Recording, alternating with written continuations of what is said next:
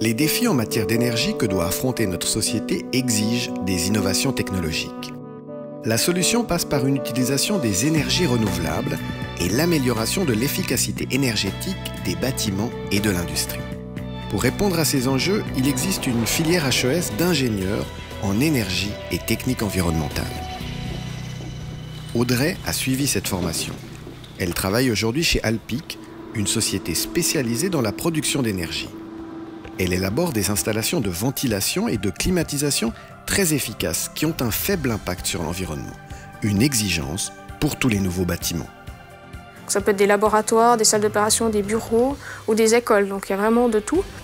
Donc on détermine tout ce qui est chauffage, donc de dimensionner l'appareil de chauffe, que ce soit des chaudières, des panneaux solaires ou des pompes à chaleur. Pareil pour la ventilation. Maintenant tous les bâtiments sont vraiment beaucoup plus isolés qu'avant.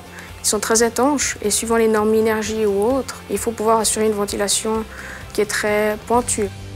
Elle mesure et optimise toute l'énergétique de ces nouvelles constructions. Et pour cela, elle utilise également des systèmes photovoltaïques. J'ai une formation qui me permet de faire un peu de tout. Donc je ne fais pas que du chantier ou que du bureau. Je peux discuter avec les clients, je peux voir les monteurs, je peux aller faire des réglages moi-même. La gestion en temps réel de la distribution du courant électrique, grâce aux technologies de l'information, fait aussi partie des compétences de ces ingénieurs.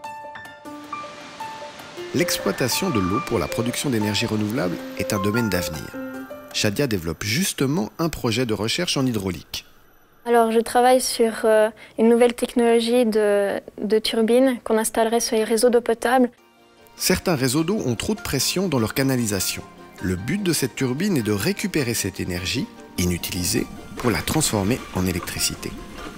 Le fait de participer à la création d'une nouvelle technologie, c'est de faire des mesures, de créer totalement la machine, toute la régulation, c'est assez intéressant. L'innovation en matière d'énergie passe aussi par les éoliennes. Ce qui est très bien de les éoliennes, son avantage, c'est qu'on crée de l'énergie électrique avec une énergie que l'on a toujours sur la Terre, c'est-à-dire le vent. Il faut donc sans cesse trouver des solutions pour améliorer les rendements de ces systèmes. Jonathan est aussi ingénieur en énergie et technique environnementale.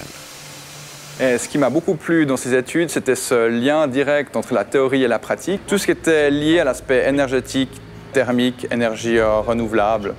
Oui. Aujourd'hui, je suis ingénieur projet au Centre de recherche et développement de Nestlé. Sa mission est de mettre au point des installations de production pour l'industrie alimentaire qui soient optimales en matière d'énergie et qui répondent aux besoins des responsables d'usines. Est-ce qu'il veut faire un nouveau type de café, des nouvelles céréales, textures, il va vouloir les refroidir, les chauffer. Ces chaînes de production sont conçues en modèle réduit avant d'être installées dans le monde entier. La production d'eau chaude. Pour les installer, il va nous falloir une équipe de mécaniciens, une équipe d'électriciens, une équipe d'automaticiens. Donc c'est tout un tas de personnes à gérer, à coordonner. Cette formation permet d'acquérir toutes les connaissances pour maîtriser le domaine de l'énergie. Il faut le faire si on aime les énergies renouvelables, savoir comment ça marche. On peut toujours inventer des nouvelles technologies, améliorer les machines existantes. C'est un domaine qui est vaste.